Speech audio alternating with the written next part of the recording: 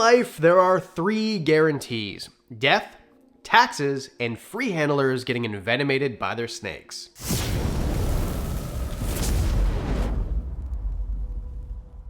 Everybody says it and everybody agrees with it. If you keep pet snakes, you will eventually get bit by a snake. Everybody agrees with it, well, except for this guy right here. Now, keep in mind, for context, I get bit very rarely and I never show it on the channel. It's just a bad look in my opinion. And the reason is I'm careful, and with snakes I know they're going to bite me, even I don't keep venomous ones, just ones that aren't venomous, I use hooks. So really the phrase should be more like, people who carelessly handle snakes that are apt to bite without hooks to protect themselves are gonna get bit, or something like that. You get the point. And this isn't to say snakes are gonna try to hurt you. I mean, how many times has my golden retriever bit my hand by accident when I handed her a treat, you know? Accidents happen, and sometimes you get bit by snakes. Anyway, to set this up, free handling is the act of handling venomous snakes with your hands and nothing else. That's the definition I made up on the spot anyway. I think that's how we all see it. And in my opinion, a grown adult should be allowed to do whatever they want as long as it's not hurting anybody else. The problem is when you free handle a venomous snake, you show it on the internet and then you get bitten by that snake and then sent to the hospital. Oftentimes what happens, foreshadowing here, your entire collection gets seized and then put down, so they euthanize all the animals that did nothing wrong, but you're the one who made the mistake, and then they change a bunch of laws, which will affect negatively a giant population of people, sometimes closing down businesses. So, is free handling right? Should we outlaw it? Should there be something done? That's something that I want to discuss in this video, as well as, well, we all know why we're here, right? But before we talk about that guy, why free handle at all? Well, over the years, I've been very lucky to cross paths with a lot of people who do keep venomous snakes and free handle their animals. And I just candidly ask them, because I'll be honest, I don't really agree with it, but there's a lot of things I don't agree with, and that doesn't mean that I'm not going to be friends with these people or make videos with these people. I'll just say, hey, I don't like the way this guy does this, but it doesn't mean that that one thing excludes them from being part of my friend group or me respecting them for other things that they do. So the answer I get most commonly when asked, why do you free handle venomous snakes, is something akin to, because it makes me more like part of the snake, bro. Like I feel so connected to the animal, bro. Or something along those lines. And maybe that is true. And let's just be honest here. I've never handled a snake like that freely. I do think that handling a ball python obviously makes you feel connected to the animal. So I know I kind of mocked it, but realistically, the answers that I get when it's not on the record or someone who I know pretty well, who I would consider good friends with, is usually because, bro, you get tons of views. Like, that's basically it. And this is true. Some of my friends, like I would consider Will Nace a friend of mine. I respect him. I love what he does. I don't have a bad thing to say about the guy. But to prove my point, there's this thumbnail right here with a bunch of baby cobras who probably can't open their mouth yet because they haven't gone through their first shed, right in front of them, and look at the view count, right? So it's true. When you're free handling the snakes, it gets you a ton of views, and those views make money, and then all of a sudden you have millions of followers. Like, realistically, is there anyone out there who's going to dispute the fact that if someone like me or anybody else who doesn't do venomous stuff started all of a sudden free handling gaboon vipers, we wouldn't be 3 times the size we are basically overnight? I mean, obviously, yes, but there's reasons that we don't do those things. All right, let's get to the point. The third category of people who free handle snakes are just arrogance. There are people who think they are above us all, looking down on us peasants who keep kids stuff. Yes, that's a real phrase, a real quote from a real arrogant so-and-so who does this. And that brings us to this absolute beauty right here. Jeffrey Leibowitz is a newly minted South Carolina resident whose entire personality is free handling very venomous snakes with just his hands very carelessly, putting it on the internet, and then taking a massive dump on anybody who comments on his reels saying anything that he doesn't agree with. Jeffrey Leibowitz's claim to fame and his credentials are as follows, and I quote,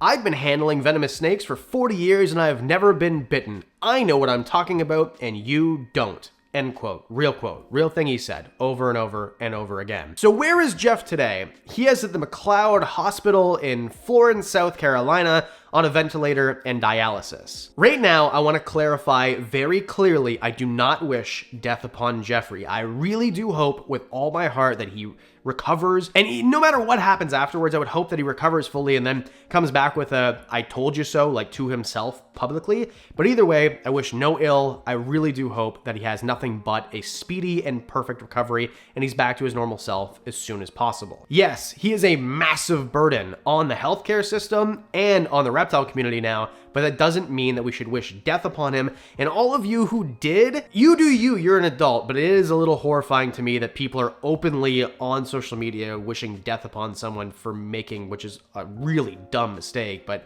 still, like, let's not wish death upon the guy. So let's talk about Jeff and then circle back to free handling as a whole. I commented a few months back on a reel that I came across of a middle-aged dude handling a very venomous snake that if he were to get bit and didn't find anti-venom, he would likely die. He was speaking in this reel, not in a, this is really cool and look at this beautiful animal type way, but more of a I free handle because I can get away with it, and anybody who knows anything about anything, anyone who's worth their salt will never get bit if you know what you're doing, blah, blah, blah, blah, blah. It was very much a challenging, you should try to do this, you could do this unless you don't know what you're talking about type of way, and I don't really agree with talking about handling venomous snakes that way. I commented on the video something along the lines of, hey, if you're watching this reel, please don't do what this guy is doing. He's gonna get bit, and so will you if you try this dangerous practice.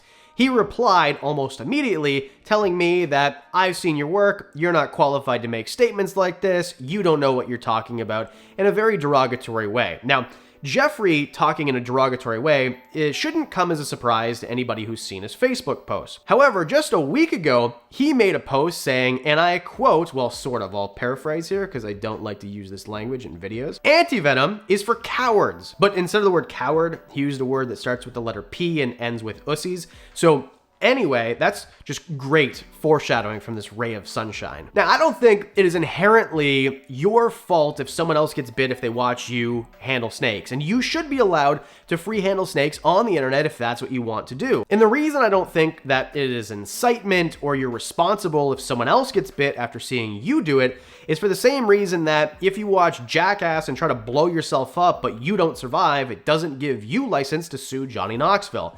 We all watch motocross, boat racing, skydiving, all these things that we know are risky and dangerous, but if somebody does it and then dies, their family doesn't sue the person that they said, oh, I watched them do it, now I want to do it. I think the idea that if you're free handling and then you're responsible for someone else getting bit who's trying to do the same thing is just silly goosery. I don't agree with that at all. However, I do think it's a little dumb to be like, hey, you should do this in not so many words. But that's a personal opinion, and of course, some people might say, Adam, well, you go out and you catch king cobras and show them on the internet, and that's true, I've done that with trained professionals and bite-proof gloves and hooks and getting nowhere near touching them. But either way, it's a spectrum. Anyway, the point being, Jeffrey definitely falls into the category of reckless, arrogant keepers. I mean, he's made posts. Do you keep venomous stuff or do you keep kid stuff? Like just dumb stuff like that.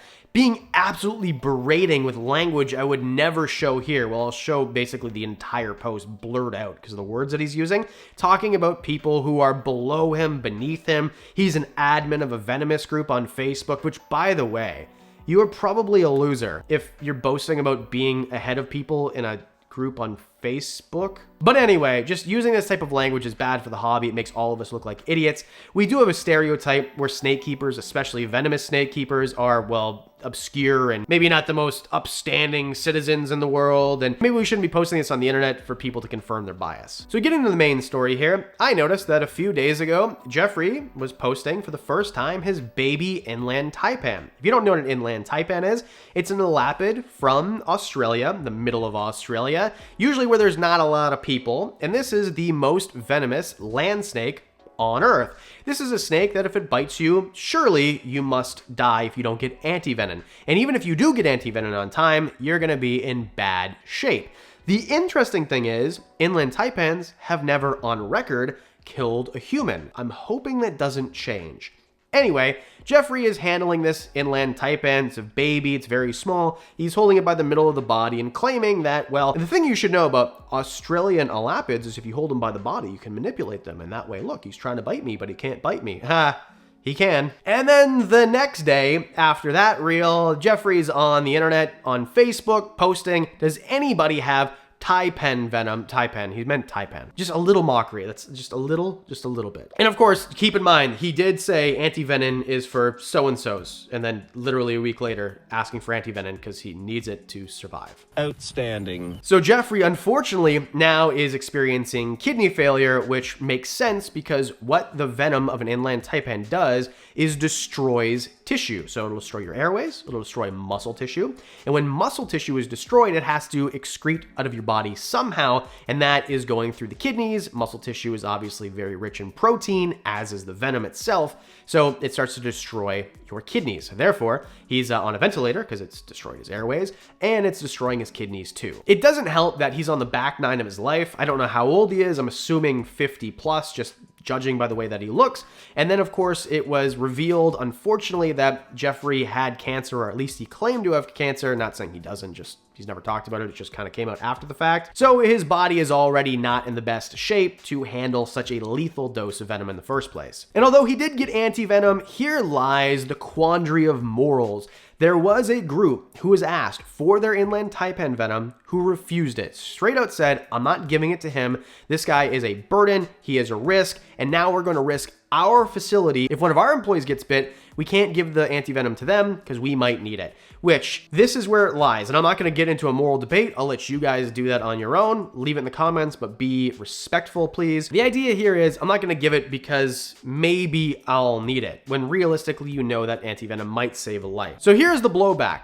The governor of South Carolina has already been on the phone with a bunch of people who make laws, who are talking about this right now, and it will destroy businesses, and you're ruining the hobby for people who are actually responsible. And his entire collection was euthanized, as I mentioned, so dead snakes because of his stupidity, and also he's gonna ruin it for everybody else. Nice execution. You're doing terrific. Keep in mind, the people who make the laws are elected officials. They need to seem like they're doing something. They can't seem like they're brushing it away. And the easiest way to make it seem like they're doing something for the masses is to throw a bunch of laws at it, and that's it. So, to round it out with free handling, are free handlers idiots or morons or silly or whatever I called this video? No, I don't think it inherently makes you an idiot if you're a free handler. I think that it makes you very a risk taker. I think that you're doing something that I'm way too risk adverse to do.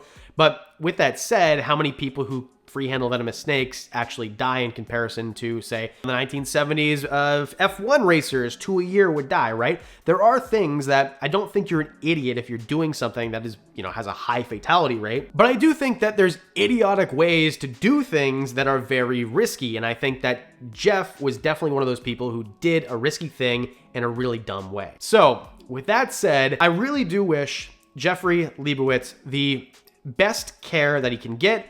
I hope that he recovers fully, and I'd be more than open to having a conversation with him once he recovers. I also really hope that everybody sees this and it's a wake-up call, because guess what? Have you ever seen a very famous venomous snake handler who is known for free handling not get bit? And this is no shade to these people, but look at it this way. Chris Sweet bit twice, Tyler's been bit, Chandler's been bit. Is there anybody who is more famous for free handling than those guys?